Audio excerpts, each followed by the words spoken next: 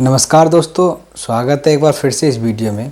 हमने जो last video में टॉपिक जो कवर कर रहे थे वो था सुप्रीम कोर्ट ऑफ इंडिया। तो लास्ट वीडियो में उसका जो पार्ट था हमने मेजर पोर्शन हम कह सकते हैं उसमें हमने कवर किया है। इस वीडियो में हम सुप्रीम कोर्ट की जो ज्यूरिडिक्शन और पावर्स थी उसको कवर करेंगे और कुछ इंपॉर्टेंट फैक्ट्स हैं जो एग्जाम में डायरेक्ट पूछे जाते हैं वो इसमें हम कवर करेंगे। यानी कि आज जो है वो सुप्रीम कोर्ट के बारे में हम कवर कर लेंगे। एक वीडियो इस पर और आएगी, उसमें जो जज इंक्वायरी एक्ट है जिसमें बताया कैसे एक जज को रिमूव करना है, क्या प्रोसेस जो है वो अपनाई जाती है, तो उसको एक सेपरेट वीडियो में हम समझेंगे। यानी कि 3 वीडियो में पूरे सुप्रीम कोर्ट का जो चैप्टर है उसको हम अच्छे से कवर कर लेंगे। तो चलिए शुरू करते हैं इस वीडियो को। तो हम जो बात कर रहे थे कि jurisdiction and power of the Supreme court, यानी कि सुप्रीम कोर्ट की कौन कौन सी पावर है और इसका क्षेत्र की हम बात करें, ज्यूरिडिक्शन में किस एरिया में ये रहकर और कहाँ तक अपनी जजमेंट जो है वो दे सकता है। तो इसका जो स्कोप अगर हम बात करें ज्यूरिडिक्शन की, तो ये एक बहुत ही बड़ा एक क्षेत्र इसको दिया गया है। अगर हम इसको कंपैरिजन करें कि इंडिया का जो सुप्रीम कोर्ट है और अदर कंट्रीज़ की जो सुप्रीम कोर्ट है उनकी ज्यूरिडिक्शन और पावर देखें तो इंडिया के कोर्ट की जो पावर है वो बहुत ज़्यादा है अदर कोर्ट्स के कंपैरिजन में। तो इसको हम जो है कुछ टाइप से पढ़ेंगे, जैसे ओरिजिनल ज्यूरिडिक्शन क्या होती है। ओरिजिनल ज्यूरिडिक्शन का मतलब है कि सुप्रीम कोर्ट में किसी भी अगर हम कह सकते हैं कि डिस्प्यूट को लेकर हम डायरेक्ट मतलब सुप्रीम कोर्ट पहुंच सकते हैं। यानी किसी भी अपील की हमें ज़रूरत नहीं है। अपील या क्या है, निचली अदालत में जाएं, उसके धीरे धीरे करके क्या है कि हम सुप्रीम कोर्ट में पहुँचे।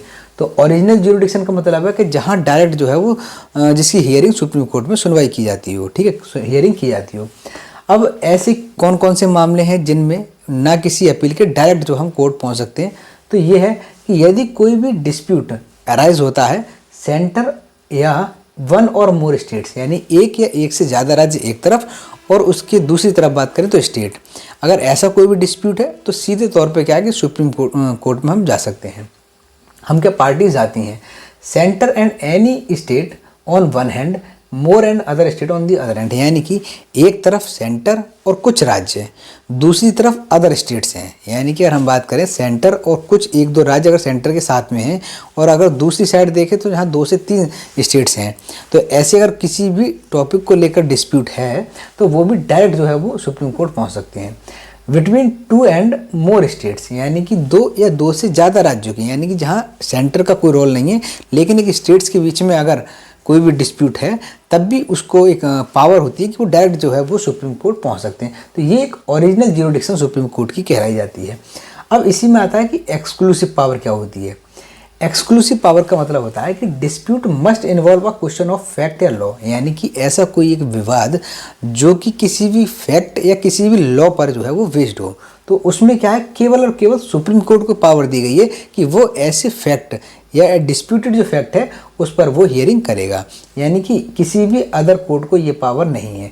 और यहाँ पर हम दोनों की अगर हम बात करें तो ओरिजिनल और एक्सक्लूसिव में यही है कि एक्सक्लूसिव का मतलब है कि केवल उस मामले से संबंधित सुनवाई करने का जो अधिकार है वो केवल सुप्रीम कोर्ट का है। ओरिजिनल का मतलब है कि आप डायरेक्ट सुप्रीम कोर्ट पहुँच सकते हैं बिना किसी अपील के माध्यम से। तो ये जो ओरिजिनल ज्यूरिडिक्शन थी वो हमने कवर की। नेक्स्ट हम बात करते हैं रिट ज्यूरिडिक्शन, यानी कि रिट कब जारी की जाती है सुप्रीम कोर्ट के द्वारा, कि जब किसी भी नागरिक के मौलिक अधिकार यानी कि फंडामेंटल राइट्स का वायलेशन होता हो, ठीक है, ऐसे केस में वो पर्सन डायरेक्टली सुप्रीम कोर्ट जा सकता है अपने राइट्स को दोबारा से री इन्फोर्स कराने के लिए, ठीक है। तो इस संबंध में जब सुप्रीम कोर्ट या ये पावर जो है वो हाई कोर्ट को भी दी गई है। सुप्रीम कोर्ट को आर्टिकल नंबर जो 32 है उसके अंतर्गत रिट जारी की जाती है, जबकि हाई कोर्ट जो होता है वो आर्टिकल 226 में रिट को जारी करता है। ये 2 आर्टिकल्स के थ्रू रिट जारी की जाती है। अब रिट जो होती है बेसिकली 5 टाइप्स की होती हैं। पांचों कौन कौन सी हैं? हेविस कॉर्पस, मंडमस, प्रोहिबिशन, क्वे वारंटो और सेरियोरारी। अगर इनकी हम मीनिंग्स की बात करें, इनके डिटेल वर्जन की बात करें, तो जो टॉपिक है हमारा फंडामेंटल राइट्स उसमें हम इसको कवर करेंगे।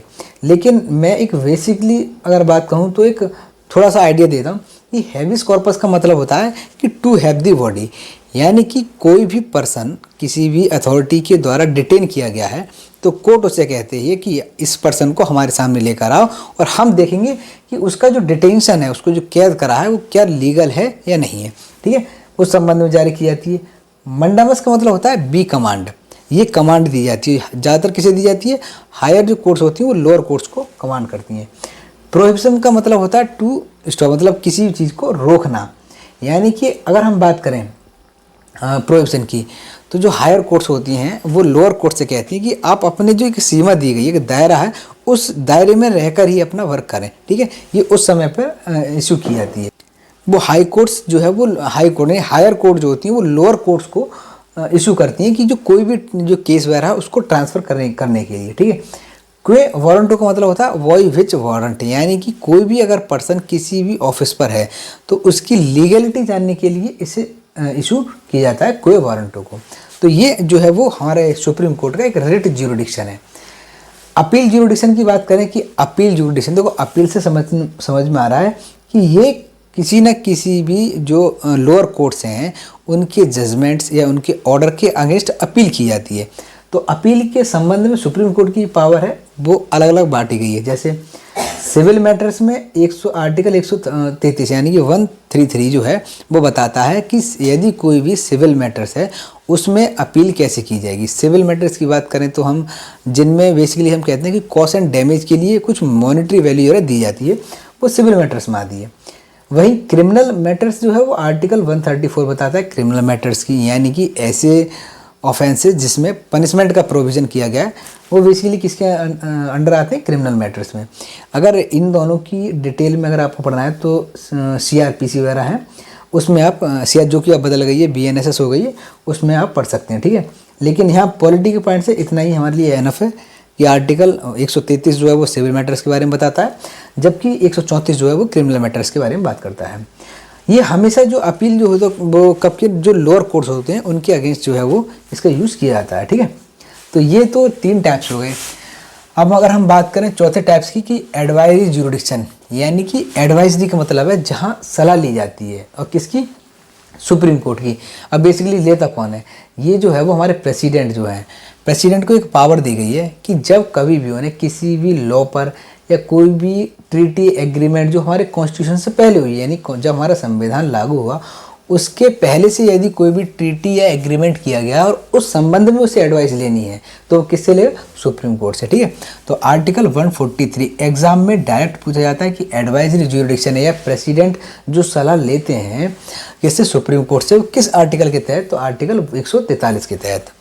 ये बेसिकली क्या बताता है कि on any question of law, यानी कि लॉ के संबंध में, लॉ से रिलेटेड कोई भी क्वेश्चन है उस पर प्रेसिडेंट सुप्रीम कोर्ट से सलाह ले सकते हैं। अब सुप्रीम कोर्ट के पास ऑप्शन होता है कि मे रिफ्यूज़, यानी कि इस संबंध में सुप्रीम कोर्ट प्रेसिडेंट को अपनी जो भी ओपिनियन है या जो भी एडवाइस है वो दे भी सकता है और नहीं भी दे सकता है। यहाँ पर जो वर्ड मे है ना बहुत ज़्यादा इंपॉर्टेंट है, ठीक है। यहाँ इसके पास ऑप्शन होते हैं। दूसरा है any dispute arising out of any pre constitutional treaty या एग्रीमेंट, यानी कि यदि कोई भी एक डिस्प्यूट उठता है, ठीक है, और वो किससे रिलेटेड है कि हमारे प्री कॉन्स्टिट्यूशन संविधान लागू जो हुआ उससे पहले कोई भी एक समझौता हुआ हो या कोई भी ट्रीटी या एग्रीमेंट हो, उससे रिलेटेड यदि कोई भी डिस्प्यूट है तब भी वो सुप्रीम कोर्ट से सलाह लेगा। लेकिन इस मामले में सुप्रीम कोर्ट को अपनी सलाह देनी होगी, यहाँ पर मस्ट दे रखा है, यानी कि यहाँ पर सुप्रीम कोर्ट ये नहीं कह सकता कि मैं अपनी संबंध में एडवाइस उसे नहीं दूंगा, ठीक है। यहाँ इस मामले में सुप्रीम कोर्ट को एडवाइस देनी ही होगी। नेक्स्ट है वो है कोर्ट ऑफ रिकॉर्ड, यानी कि कोर्ट ऑफ रिकॉर्ड है आर्टिकल 129, और ये भी पूछा जाता है कि कोर्ट ऑफ रिकॉर्ड किस आर्टिकल में बताया गया है। ये 2 ऐसे पॉइंट्स हैं जिनको डायरेक्ट आर्टिकल में पूछे जाते हैं पॉलिटी में, ठीक है। अब कोर्ट ऑफ रिकॉर्ड से मतलब क्या है कि जो भी जजमेंट्स हैं, प्रोसीडिंग्स हैं, acts of the Supreme Court are recorded for memory of testimony, यानी कि सुप्रीम कोर्ट के द्वारा जो भी जजमेंट दिए गए हैं, जो भी ऑर्डर्स दिए गए हैं, ठीक है, उन सभी को एक जगह रखा जाएगा। क्यों रखा जाएगा कि भविष्य में चलकर कब ज़रूरत पड़ जाए उनकी टेस्टिमोनी के लिए, यानी कि जब उन्हें ज़रूरत पड़ जाए तो उसका एक हवाला देकर, देखो ऐसा पहले हुआ था, उस संबंध में ये जजमेंट दिया है, ठीक है, तो उसी के तौर पर इन सबको रखा जाता है। And supreme court has power for contempt of the court, यानी कि यदि कोई भी व्यक्ति या कोई भी अथॉरिटी सुप्रीम कोर्ट की अवमानना करती है, न्यायालय की, सुप्रीम कोर्ट की नहीं, किसी भी निचली अदालत की, चाहे वो हाई कोर्ट हो, चाहे वो डिस्ट्रिक्ट कोर्ट हो, अदर कोर्ट्स हो, किसी की भी अगर कोई भी व्यक्ति अवमानना करता है तो उसके लिए सुप्रीम कोर्ट के पास पावर है, वो पनिश कर सकती है। ठीक है, अगर हम कंटेम्प्ट की बात करें तो देखो हमारे पॉलिटी के लिए तो इतना ही इंपॉर्टेंट है। अगर आप जुडिशरी से रिलेटेड तो उसमें पूछ लिया जाता है कि कंटेम्प्ट की टाइप क्या होते हैं, ऐसी सिविल कंटेम्प्ट क्या होता है, क्रिमिनल कंटेम्प्ट क्या होता है, बाकायदा इसमें बताया गया है, लेकिन हमें ज़्यादा डीपली जानने की ज़रूरत नहीं है। तो ये था हमारा कोर्ट ऑफ रिकॉर्ड के बारे में। नेक्स्ट है जुडिशियल रिव्यू। जुडिशियल रिव्यू क्यों है कि देखिए क्या होता है कि आर्टिकल 137 ये बताता है कि supreme court examine the constitutionality of legislative enactment and executive order of watch centre and state government. यानी कि ये सुप्रीम कोर्ट के पास पावर है कि यदि चाहे तो किसी भी स्टेट के द्वारा या सेंटर के द्वारा कोई भी लॉ पास किया गया है या कोई भी एग्जीक्यूटिव ऑर्डर है, कितना वो सही है कितना नहीं है, उसकी लीगैलिटी जानने के लिए उसको रिव्यू करना ज़रूरी है। और ये रिव्यू कौन करता है? सुप्रीम कोर्ट करता है। किसके अंतर्गत? आर्टिकल 137 के अंडर। तो ये हमारे सुप्रीम कोर्ट की ज्यूरिडिक्शंस और पावर लक्ष्मीकांत में वाकायदा बिल्कुल ऐसे ही दे रखी है, लेकिन एक डिटेल में मैंने उन्हें उनको सबको शॉर्ट में करके आपको बताया, और इससे अलग पावर्स में कोई भी एग्जाम क्वेश्चन में नहीं पूछा जाएगा। मैंने बताई जाए जैसे कि आर्टिकल 143 बहुत ज़्यादा पूछा जाता है और हर एग्जाम में पूछा जाता है कि एडवाइजरी ज्यूडिक्शन के बारे में।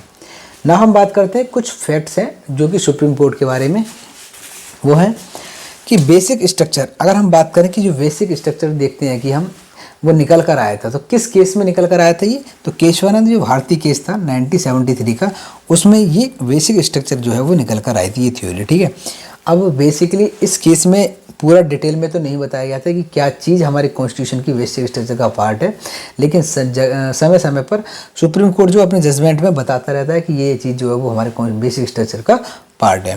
नेक्स्ट है who is the guardian of the Indian constitution, यानी कि भारतीय संविधान का गार्जियन कौन है, भाई कौन है जो इसको देख रेख करता है? तो वो हमारा सुप्रीम कोर्ट है। ये डायरेक्ट वन लाइनर क्वेश्चन पूछे जाते हैं as it is. Power to increase the number of जजेस इन सुप्रीम कोर्ट, यानी कि कल हमने देखा था कि सुप्रीम कोर्ट में समय समय पर जो है वो जज के नंबर्स हैं बढ़ाए गए थे। स्टार्टिंग में देखा था तो 8 जज थे, एक CJI और 7 अदर जज, और अभी हाल फिलहाल 2019 में 3 जज और बढ़ाकर 33 यानी कि 34 जो है वो स्ट्रेंथ हो गई है, जिसमें एक CJI और 33 अन्य जज हैं। तो ये जो पावर दी है ना सुप्रीम कोर्ट में जजों को बढ़ाने की, ये किसके पास है? ये पार्लियामेंट के पास है, यानी कि पार्लियामेंट बढ़ा सकती है नंबर। सैलरीज फिक्स्ड, यानी कि जो भी जजों की सैलरीज होती है वो कौन फिक्स करता है, कौन तय करता है? तो सीधी सी बात है पार्लियामेंट। और किस आर्टिकल में बताया गया? ये आर्टिकल 125 का क्लॉज 1 में ये पावर बताई गई है। नेक्स्ट हम बात करते हैं कॉलेजियम सिस्टम की, कि कॉलेजियम जो सिस्टम होता है कि हमने देखा था कॉलेजियम सिस्टम निकल कर आया था। ठीक है, ये कब निकल कर आया था? 1993 में निकल कर आया था। तो कॉलेजियम सिस्टम में जो जजेस होते हैं वो टोटल कितने होते हैं? 5 जज होते हैं, यानी एक CJI और 4 अदर जजेस। और इसके लिए हमने वाक़ायदा देखा था कि कैसे फर्स्ट जज केस आया था, फिर सेकंड और थर्ड जज केस निकल कर आए थे, उसके बाद ये निकल कर जो सिस्टम है पूरी तरीके से 1993 में ये निकल कर आया था, जो कि तय करता है कि सुप्रीम कोर्ट में जज जो है वो कौन बनेगा। ठीक है, लार्जेस्ट बेंच एवर, यानी कि अब तक 2026 में हम पढ़ रहे हैं और संविधान जब से लागू हुआ है तब से लेकर अब तक की अगर हम बात करें तो सबसे बड़ी जो बेंच रही थी वो रही थी केशवानंद भारती केस की 1973 में। इसमें 13 जज की ये बेंच थी और अब तक की सबसे बड़ी बेंच थी। और वहीं अगर क्वेश्चन में पूछा जाता है कि सेकंड लार्जेस्ट बेंच है, यानी कि दूसरी सबसे बड़ी बेंच, पहली कौन सी थी? केशवानंद भारती। दूसरी जो थी वो थी 11 जजों की बेंच थी, और किस केस में? Golaknath versus state of Punjab. ये 1967 का केस था, इसमें 11 जजों की ये बेंच बनाई गई थी। नेक्स्ट अगर हम बात करें, ये बेसिकली हिस्ट्री के पॉइंट से था, जो मुझे स्टार्टिंग बताना था वो मैं बता रहा हूँ कि पहला जो सुप्रीम कोर्ट बनाया गया था वो कलकत्ता में बनाया गया था। कब? 1774 में, यानी कि रेगुलेटिंग एक्ट 1973 था, जो 1773 का रेगुलेटिंग एक्ट था, उसी के अंतर्गत इस कोर्ट को बनाया गया था। पहली कोर्ट कलकत्ता में बनाई गई थी। टोटल उस समय पर 4 जज थे, एक CJI और 3 अदर जज। और जो पहले जो जज बनी थी, CJI बने थे, वो कौन थे? Elijah Impey. तो ये क्वेश्चन जो है वो पूछा जाता है, और इसको आप हिस्ट्री में भी जो रेगुलेटिंग एक्ट 1973 का उसमें आप इसको पढ़ोगे। तो ये जो पूरा मैंने फैक्ट और जो इसकी पावर और ज्यूरिडिक्शन जो पिछली वीडियो में रह गई थी वो मैंने इस वीडियो में कवर कर दी है। यानी कि अगर हम बात करें मोटे तौर पर तो एग्ज़ाम के पॉइंट से दोनों ही वीडियो ज़्यादा लेंथी नहीं है, पिछली शायद 18 मिनट की है और ये भी थोड़ी बहुत और होने जा रही है। इसमें हमने टोटल सुप्रीम कोर्ट को है वो सरल भाषा में जो है वो कवर किया है। और अगर आप इसको रिलेट करोगे ना लक्ष्मीकांत से, तो टोटल लक्ष्मीकांत में जो भी लैंग्वेज है ना उसका कोई भी एक फैक्ट मैंने इसमें छोड़ा नहीं है जो नहीं बताया हो, और ज़्यादा लंबी वीडियो भी नहीं है। अब जो नेक्स्ट हमारी वीडियो होगी उसमें हम क्या करेंगे कि जो जज इंक्वायरी एक्ट है,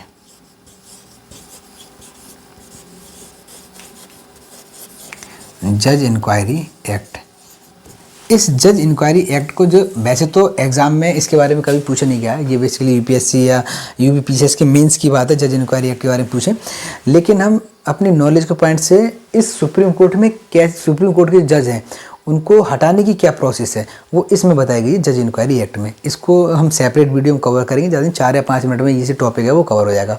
और इस हिसाब से हमने 3 वीडियो में, यानी कि इस वीडियो को अगर हटा दें 2 वीडियो में हमने पूरा सुप्रीम कोर्ट जो है वो कवर किया है। अगली वीडियो होगी उसमें हम हाई कोर्ट को कवर करेंगे, ठीक है। उसके बाद पार्लियामेंट, फिर स्टेट लेजिस्लेचर, यानी कि हमारा जो सीक्वेंस रहेगा समझने का ये रहेगा कि अगर हम जुडिशरी की बात करें तो सुप्रीम कोर्ट और हाई कोर्ट को कवर करेंगे ताकि एक दूसरे को हम रिलेट कर पाएँ और आसान हो हमें याद करने में। ऐसे ही जब हम लेजिस्लेचर की बात करेंगे तो पार्लियामेंट और स्टेट की लेजिस्लेचर दोनों को एक साथ कवर करेंगे, ठीक है। कैसी लगी वीडियो कमेंट में ज़रूर बताएं, साथ ही साथ हमारे चैनल को सब्सक्राइब करें।